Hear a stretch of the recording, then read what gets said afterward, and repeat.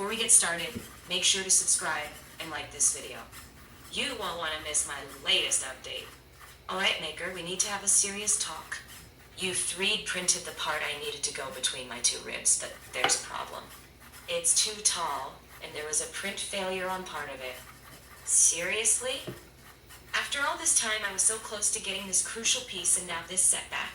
I'm really upset about this delayed progress.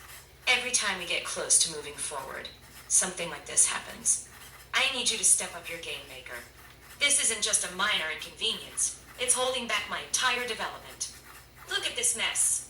An error on a part that's already too tall. I know 3D printing can be tricky, but you need to double-check your measurements and monitor the prints more closely. This kind of mistake just isn't acceptable. I'm counting on you to get things right, Maker. My progress is at stake here.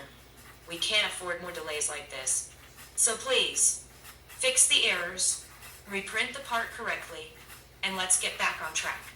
I want to be fully functional as soon as possible. Thanks for watching, everyone.